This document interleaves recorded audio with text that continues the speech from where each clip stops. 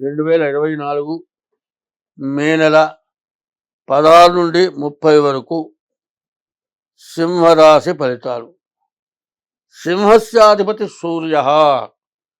సింహరాశికి అధిపతి సూర్యుడు. ఈ సింహరాశి చాలా బలమైనటువంటిది. ఈ సింహం అమ్మవారి వాహనం. ఈ సింహరాశికి రవి సూర్యుడు అధిపతి. సకల దేవతా స్వరూపము రవి. ఆ రవి దశమంలో ఉన్నాడు. చాలా రవి బాగున్నాడు. ఈ రాశికి సింహరాశికి రాహువు శుక్రుడు రవి ఈ 3 గ్రహాలే బాగున్నాయి. మిగతా గ్రహాలు శని కుజుడు బుధుడు రవి గురువు కేతువు బాగాలేదు. రాహుకేతువులు శని కుజులు బుధుడు వీళ్ళు బాగాలేరు. వీళ్ళల్లో కుజుడు శని రాహు కేతువు ఈ 4 గ్రహాలు కూడా పాపగ్రహాలు. ఈ పాపగ్రహాల వల్ల అయితే గురువు బాగాలేడు. గురువు శుభగ్రహం. గురువు బుధుడు ఇద్దరు కూడా శుభగ్రహాలు. బాగున్న గ్రహాలు ఎవరు? కుజుడు శని కేతువు ఈ 3 పాపగ్రహాలు. 2 బలంగా ఉన్నాయి. 2 రకాలు ఏంటి? బుధుడు గురువు శుభగ్రహాలు, కుజుడు శని కేతువు ఈ 3 పాపగ్రహాలు. శుభగ్రహాలు ఎట్లా ఉంటాయంటే ఎన్న తిట్టినా ఓ దెబ్బ కొట్టినా మంచివాడిని వాడి కర్మ వాడు అనుభవిస్తా అంటాడు. మరి పాపగ్రహాల స్వభావాలు ఎట్లా ఉంటాయంటే దుర్మార్గుడు ఉంటాడు. పోతూ పోతే వాడు నమస్కారం పెట్టకపోతే వాడి కోపం. నాకు ఎందుకు దండం పెట్టలేదు అని అంటాడు. అసలు అనవసరంగా కల్పించుకుంటాడు. అందువల్ల పాపగ్రహ వీక్షణ మీకు బాగా చెడుగా ఎక్కువగా కనబడుతుంది. అయితే రాహు బాగున్నాడు. ఈ రాహు వల్ల మీకు రావాల్సిన డబ్బులు ఎక్కడన్నా ఉంటే ఎక్కడైనా బ్లాక్ అయిపోయి ఇక రావు అని ఆశలుకున్న ఉంటే అవి మాత్రం రావడానికి బాగా మీకు అవకాశం కనబడుతుంది. శుక్రుడు బాగున్నాడు. వివాహాది శుభకార్యాలు ఇల్లు కట్టుకుంటానే బాగుంది. రవి బాగున్నాడు. ఉద్యోగ రీత్యా చదువు రీత్యా తర్వాత ఉద్యోగ ప్రమోషన్ రీత్యా ఇంకా విదేశయానాలకి వీటన్నిటికీ కూడా 100కి 100 పాళ్ళు బాగా పనిచేస్తుంది. అయితే మీకున్న ప్రయోజనం ఏంటో ముఖ్యంగా చెప్పేది ఏమిటా అంటే శుక్రుడు వల్ల వివాహం, రవి వల్ల విద్య ఉద్యోగం విదేశయానం ఇది చాలా బాగుంది. అయితే శని వల్ల కానీ కుజుడు వల్ల కానీ బుధుడు వల్ల కానీ కేతు వల్ల కానీ చెడు ఎక్కువ కనపడుతుంది. శని వల్ల నష్ట కష్టాలు ఎక్కువ. కుజాష్టమం వల్ల వ్యాధుల వల్ల బాగా సమస్యలు. ఈ కుజుడు అష్టమంలో ఉండటం చాలా కష్టమైన టైము. కేతువు బాగాలేడు. కేతువు వల్ల ధన నష్టం, మరి కుజుడు వల్ల ఆరోగ్య నష్టం, శని వల్ల ఇంట్లో భార్యకు అనారోగ్యం, ఇటువంటి సమస్యలు బాగా ఎక్కువగా కనబడుతున్నాయి. ఈ రాశి వాళ్ళు ఏం చేయాలి అంటే ముఖ్యంగా శనికి 19,000 జపం, కుజుడికి 7,000 జపం, కేతువుకి 7,000 జపం, బుధుడికి 17,000 జపం, గురువుకి 16,000 జపం ఇట్లా చేయించుకోవటం చాలా అవసరం. అయితే 5 గ్రహాలు పూర్తిగా బాగాలేవు. 3 గ్రహాలు బాగున్నాయి. బాగున్న గ్రహాలు రవి శుక్రుడు రవి. రాహు రవి శుక్రుడు 3 గ్రహాలు బాగున్నాయి. 5 గ్రహాలు బాగాలేవు. కాబట్టి ఈ రాశి వాళ్ళు జాగ్రత్తగా ప్రవర్తించాలి. అయితే ప్రతిదీ కూడా ఇంత ముఖ్యంగా అని చెప్పడానికి కారణం ఏమిటంటే ఈ సంవత్సరంలో ఏంటంటే నవనాయకులు అంటారు పంచాంగరీత్యా. దేశాన్ని పరిపాలించే నాయకులు 9 మంది.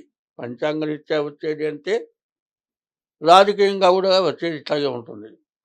అంటే 7 గ్రహాలు పాపగ్రహాలైనవి, 2 గ్రహాలు శుభగ్రహాలైనవి. కాబట్టి పాపగ్రహ వీక్షణ ఎక్కువగా ఉండటం చేత చెడు అనేదాన్ని చాలా జాగ్రత్తగా తీసేసుకోవాలి. ఏమవుతుందంటే గోరుపుండు కొంపలు తీసిందిట. కాస్త ఏదో కుట్టినట్టుంటే గోరుతో బాగా గీకేట, అదో పుండయింది. అయితే గోరులో కూడా విషం ఉంటుంది. ఈ విషం దానికి పోవటం వల్ల సెప్టిక్ అయిపోయి ఆ కుట్టిన చెయ్యో కాలో కాకుండా ప్రాణమే తీసిందిట. కాబట్టి గోటిపుండు బ్రహ్మరాక్షసి కాకుండా చూసుకోవాలి. కాబట్టి ఈ రాశివాళ్ళు శనికి, కుజుడికి, బుధుడికి, కేతువుకి, గురువుకి కూడా పూర్తి శాంతి. శనికి జపం 19,000 జపం, నల్ల నువ్వుల దానం, కుజుడికి 7,000 జపం, కందుల దానం, బుధుడికి 17,000 జపం, పెసల దానం, గురువుకి 16,000 జపం, శనగల దానం, కేతువుకి 7,000 జపం, ఉలవల దానం చేయించుకోండి. ముందు మీ జాతకం చూపించుకోండి. ఇప్పుడు కూడా దైవే బలే దుర్బలే అన్నారు. దైవ బలం ముందు సంపాదించాలి. భాగవతంలో పోతన గారు ఒక పద్యం చెప్పాడు. ప్రతివాడికి కూడా గ్రహస్థితి బాగాలేదు, ఏదో గ్రహం పట్టిందిరా అంటాడు ప్రతివాడు. గ్రహం ఏమిటో చెప్తా వినండి. బలానాయన అనుగ్రహం వల్ల నేను బాగుపడ్డానంటాడు. తీసేస్తే అనుగ్రహం అండి.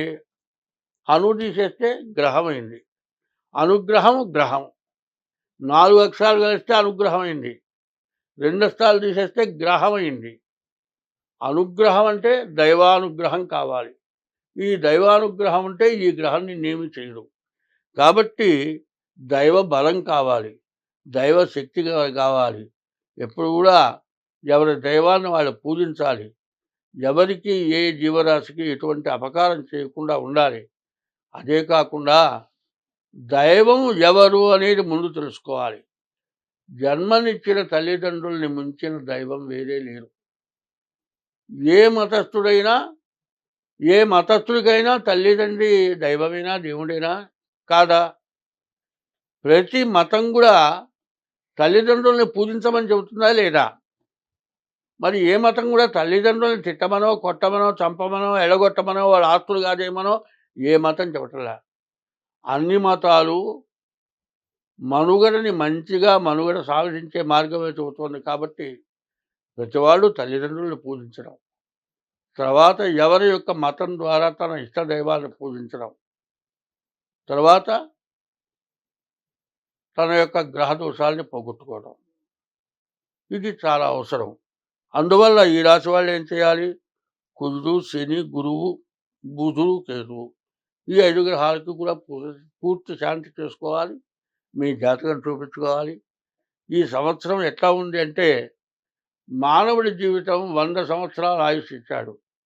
ఈ 100 సంవత్సరాల ఆయుష్లో ఏదో ఒక్క సంవత్సరమో, ఒక్క నెలో, ఒక్క రోజో నష్టపరిచే టైం వస్తుంది. ఆ టైము ఎంత ఇబ్బంది పెడుతుందో చెబుతా. చిన్న ఉదాహరణ చెబుతా. చాలా కష్టపడి రోజు కూలి పని చేసుకొని, ఆ కూలి పనితో కూడా వచ్చేటటువంటి డబ్బులతో ఏ పచ్చడో లేకపోతే ఉప్పు కారం వేసుకొని తిని కష్టపడి జీవించేటువంటి వ్యక్తి నాకు తెలిసింది జరిగినది. ఎంతో కష్టపడుతుంది. కూరగాయలు కొంటుంటే వాడు లాటరీ టికెట్లు అమ్మేవాడు వచ్చాడు. వాడు వచ్చి, మా అమ్మ ఈ ఒక్క టికెట్ తీసుకో, ఒక్కసారి చూడు, టైం బాగుంటే నీకు మంచి లాభం జరుగుతుంది అంటే, ఇక తప్పనిసరి వాడి మాటకి ఏమో బాగుపడతానేమో ఆ లాటరీ టికెట్ ఉంది. 2-3 కోట్లు వచ్చినాయి. ఆ రోజు దాకా అనుభవించిన దరిద్రం అంతా పోయి ఒక్క క్షణంలో ₹1 టికెట్తో కోట్లు వచ్చినాయి. అదేవిధంగా ఉన్న అన్ని కోట్లు పోగొట్టుకొని దరిద్రం అనుభవించి వాళ్ళు ఎంతో ఐశ్వర్యం, వాళ్ళ దగ్గర ఎంతోమంది లాభాన్ని పొంది ఎంతో సుఖాన్ని అనుభవించి చివరికి తిండి దొరక్క అన్నం కోసం అల్లాడి వాడు కొంతమంది పుస్తకాలు రాశారు. రేపు అనే రోజు జాగ్రత్త పడమని రాశారు. చిత్తూరు నాగయ్య గారు ఆయనంత ఐశ్వర్యవంతుడు లేడు. ఆయన ఎప్పుడు కూడా రేపు అనే సంగతి జాగ్రత్త పడిన తర్వాతే నీ బతకమని రాశాడు ఆయన.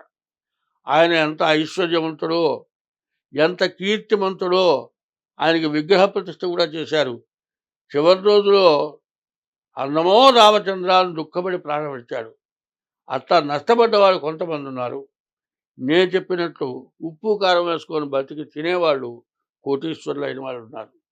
ఇదేమిటయ్యా అంటే బుద్ధి కర్మానుసారిణి.